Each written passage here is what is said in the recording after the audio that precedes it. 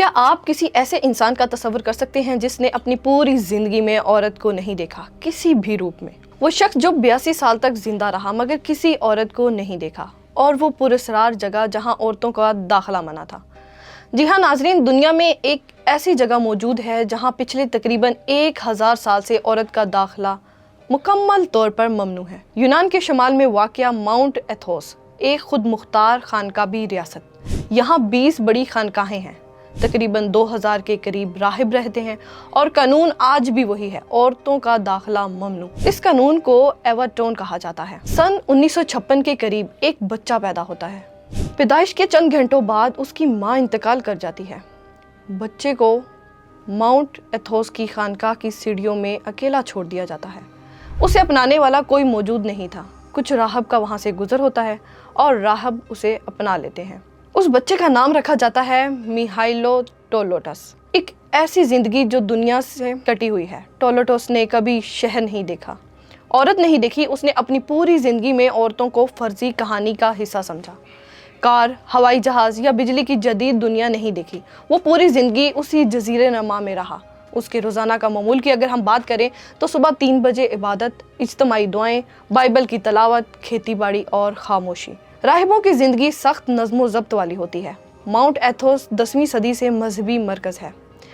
ناظرین، 1046 میں بازنطینی شہنشاہ نے خواتین کے قسطنطین نائن کے داخلے پر پابندی لگائی۔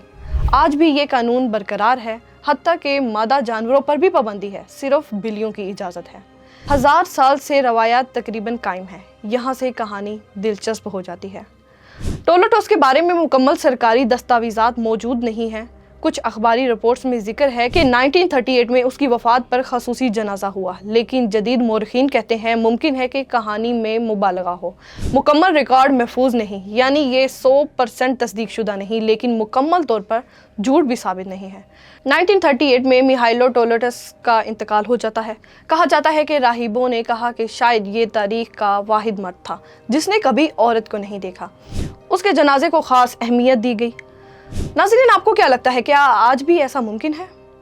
آج کے دور میں انٹرنیٹ، موبائل، میڈیا کسی کے لیے مکمل طور پر مخالف جنس سے الگ رہنا تقریباً ناممکن ہے۔ ماؤنٹ ایتھوس میں آج بھی عورتوں کا داخلہ منع ہے، لیکن وہاں آنے والے راہب پہلے دنیا دیکھ چکے ہوتے ہیں۔ لہٰذا ٹولوٹس جیسی مثال آج کے دور میں تقریباً ناممکن ہی ہے، جو شاید آپ کو دیکھنے کو ملے۔ تو اب سوال ایک اور بھی ہے، کیا اس سے پہلے بھی کوئی ایسا تھا؟ ناظرین، تاریخ میں مکمل تصدیق شدہ مثالیں نہیں ملتی، لیکن ہاں، قرون وسطیٰ میں کچھ صحرائی راہب، بعض مذہبی تنہا زندگی گزارنے والے افراد، لیکن کسی کے بارے میں پختہ ثبوت نہیں کہ اس نے پوری زندگی میں کبھی عورت نہ دیکھی ہوگی۔ تو سوال یہ بھی ہے، کیا انسان فطری طور پر سماجی مخلوق نہیں؟ اگر کوئی مکمل تنہائی میں رہے تو ذہنی اثرات، جذباتی کمی، دنیاوی تجربات سے محرومی، لیکن مذہبی عقیدہ بعض افراد کو اس تنہائی میں سکون دیتا ہے۔ کچھ لوگ کہتے ہیں یہ روحانیت کی انتہا ہے، کچھ کہتے ہیں یہ انسانی فطرت کے خلاف ہے، اور کچھ کہتے ہیں یہ صرف ایک مذہبی روایت ہے۔ آج بھی ماؤنٹ ایتھوس خود مختار مذہبی علاقہ ہے، یونان کا حصہ مگر خصوصی حیثیت رکھتا ہے۔ سالانہ محدود مرد زائرین کو اجازت، خواتین آج بھی نہیں جا سکتی۔ اصل سوال، اگر آپ کو پوری زندگی ایک ہی جگہ گزارنی پڑے، نہ جدید دنیا، نہ مخالف جنس، نہ سماجی آزادی، کیا آپ ایسا کر سکتے ہیں؟ میخائیلو ٹولوٹس کی کہانی ہمیں یہ سبق سکھاتی ہے، انسان یا تو دنیا میں کھو جاتا ہے یا دنیا سے کٹ کر خدا میں۔ ناظرین، یہ ڈیووشن تھی یا ایکسٹریم آئسولیشن؟ کمنٹ میں اپنی رائے کا اظہار ضرور کریں، آپ کو کیا لگتا ہے؟